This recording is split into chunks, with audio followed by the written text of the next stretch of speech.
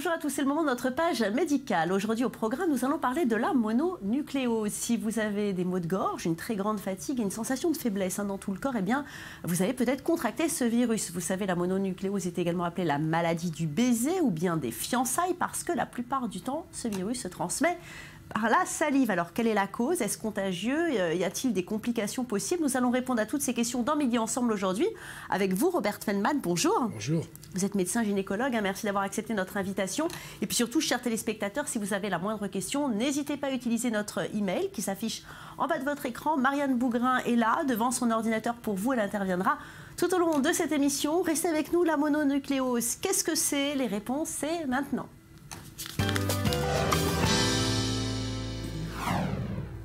Fatigué, fiévreux, sans appétit, vous avez quelques ganglions gonflés au niveau du cou, des aisselles ou bien de l'aine. Peut-être êtes-vous en train de développer la maladie du baiser, une infection contagieuse et très banale, surtout à l'adolescent. Je vous propose de regarder un sujet de Lise Barimbaud, mais on en parle après avec le docteur Feldman. Maladie bien connue des adolescents et des jeunes adultes, la mononucléose est provoquée par le virus Epstein-Barr. Surnommée maladie du baiser, elle se transmet par la salive, même si les baisers ne sont pas toujours en cause. Virus extrêmement répandu et inoffensif dans la majorité des cas, il n'entraîne pas toujours d'infection. Dès l'âge de 5 ans, 50% des individus sont même porteurs du virus. À 40 ans, le pourcentage est de 90%. Une fois infectée, la personne conserve le virus dans son corps toute sa vie, sans pour autant avoir nécessairement de symptômes. Il est possible d'être infecté et de ne pas s'en rendre compte. Durant la petite enfance, la mononucléose peut être confondue avec n'importe quel maux de gorge. C'est à l'âge adulte que les symptômes sont beaucoup plus importants. En revanche, c'est une maladie qu'on ne peut contracter qu'une seule fois au cours de sa vie. La mononucléose se manifeste le plus souvent par des maux de gorge, une très grande fatigue et une sensation de faiblesse dans tout le corps. Si certaines personnes doivent cesser toutes leurs activités, d'autres peuvent continuer normalement à travailler. Après son introduction dans l'organisme, le virus prolifère dans la bouche, les ganglions et le sang. Une incubation de 4 à 6 semaines est ensuite nécessaire avant l'apparition des symptômes. Durant 2 à 3 semaines, le patient souffre des symptômes aigus, même si un état de fatigue peut ensuite persister pendant quelques mois. Ensuite, le virus reste caché dans le système immunitaire sans provoquer de symptômes. Le virus Epstein-Barr responsable de la mononucléose est très contagieux. Il se transmet par la salive, par des échanges d'ustensiles, des objets souillés ou de la mère à l'enfant. Une personne infectée est contagieuse à partir du moment de l'infection et pendant plusieurs mois après sa guérison. Le risque est néanmoins plus élevé pendant la période d'incubation. La mononucléose est une maladie bénigne dont les complications sont rares. L'issue la plus grave peut être une rupture de la rate. L'infection peut causer un gonflement de cet organe qui peut alors se rompre de façon spontanée ou après un choc même léger. C'est pourquoi les sports exigeants et les sports de contact sont contre-indiqués aux personnes qui ont le virus. Dans certains cas, le virus induit une augmentation importante du volume des amygdales, ce qui peut obstruer les voies respiratoires et causer une détresse. Le diagnostic s'effectue par un prélèvement de sécrétion dans la gorge afin de distinguer la mononucléose infectieuse d'une pharyngite classique. Le monotest et d'autres tests sanguins sont parfois utilisés pour confirmer le diagnostic de mononucléose. Il n'existe aucun traitement spécifique pour guérir la maladie. Elle disparaît généralement d'elle-même au bout de 4 à 8 semaines. L'objectif du traitement est donc d'offrir des soins de soutien jusqu'au rétablissement. Repos, hydratation massive et régime alimentaire équilibré aideront l'organisme à reprendre le dessus sur le virus. Il faut aussi renoncer au sport exigeant et à lever des objets lourds pendant au moins 2 mois. Au besoin, des médicaments peuvent aider à traiter les complications ou à soulager les symptômes. Analgésiques pour soulager la fièvre, maux de tête et douleurs de la gorge, antibiotiques pour soigner d'éventuelles infections bactériennes et corticostéroïdes pour traiter une augmentation anormale de la taille des amygdales. Alors, docteur Feldman, la mononucléose, qu'est-ce que c'est exactement? Alors, la mononucléose est une maladie infectieuse, virale, qui atteint toutes les populations, mais en particulier les jeunes, et qui entraîne un syndrome toxi-infectieux, c'est-à-dire avec tout le cortège, température, douleur musculaire, inappétence, on n'a pas faim, on est extrêmement fatigué. Bon, alors c'est un virus, c'est le virus de Epstein-Barr, des médecins qui l'ont identifié. Alors, ce virus ressemble au virus de l'herpès, Et il a pour particularité de se retrouver dans l'organisme, en particulier dans les amygdales, de manière quiescente. Qu'est-ce que ça veut dire? Ça veut dire qu'il est en quelque sorte endormi, entre guillemets, bien entendu, et il peut ressurgir à tout moment lorsque vous êtes fatigué, lorsque vous faites une petite infection bactérienne ou virale, autre. Donc les réserves de l'organisme ont chuté et... Alors, vous venez de parler des amygdales. Comment faire la différence justement entre une angine et une mononucléose? Alors, d'abord, il y a l'examen clinique. Il faut quand même examiner les gens. Alors, lorsque vous avez une angine rouge, eh bien, les amygdales sont rouges et inflammatoires.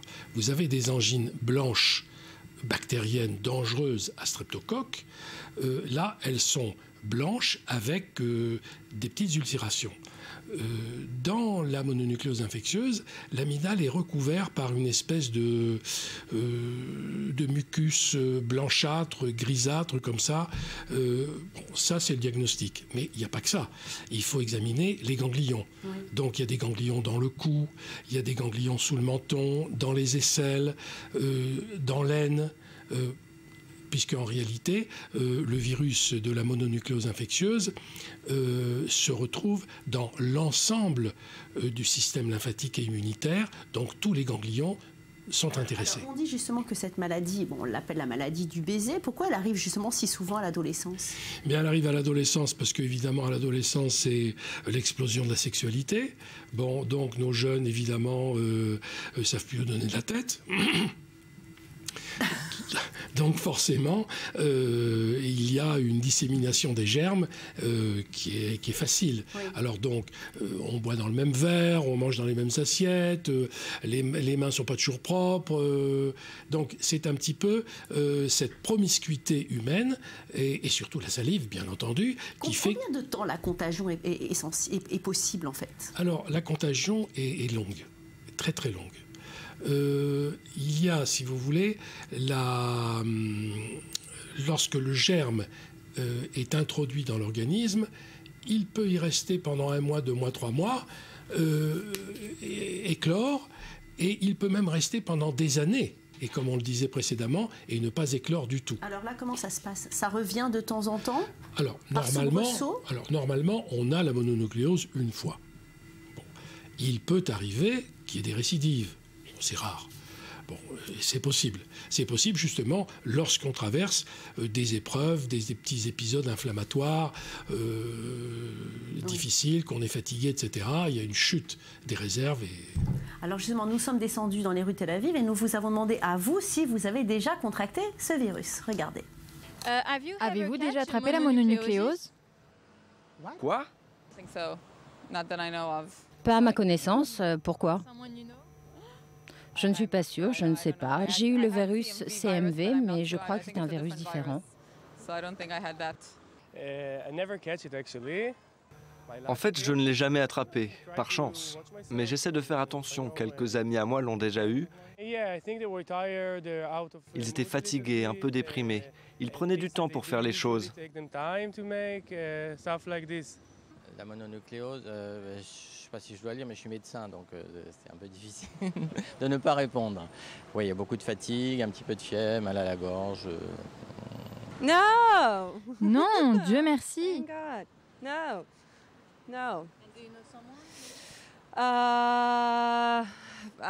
Je pense que si quelqu'un l'attrape, je ne voudrais probablement pas le savoir. Je pense que c'est très intime. Garde-le pour toi et essaye de ne pas l'avoir encore. Parfois, cela met du temps à passer. Combien de temps? Cela peut prendre plusieurs mois. Ce micro-trottoir réalisé par Caroline Amouyal. Et on retrouve tout de suite Marianne pour les questions téléspectateurs. Marianne, bonjour. Bonjour Valérie, alors Sonia de Strasbourg nous dit qu'il y a tout juste 1 mois, sa fille a attrapé cette maladie des amoureux.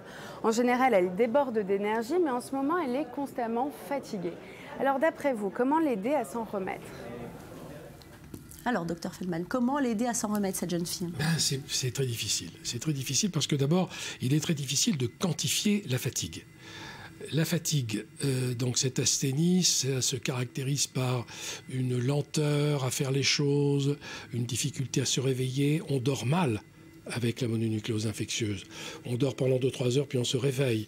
On pourrait croire que la fatigue serait propice en fait à l'endormissement et au sommeil profond. Là, pas du tout. Le sommeil n'est pas réparateur. On a entendu parler de dépression. Oui, c'est vrai. Il peut y avoir des dépressions. Au niveau scolaire, il peut y avoir des répercussions. Il y a des répercussions. Il y a des répercussions.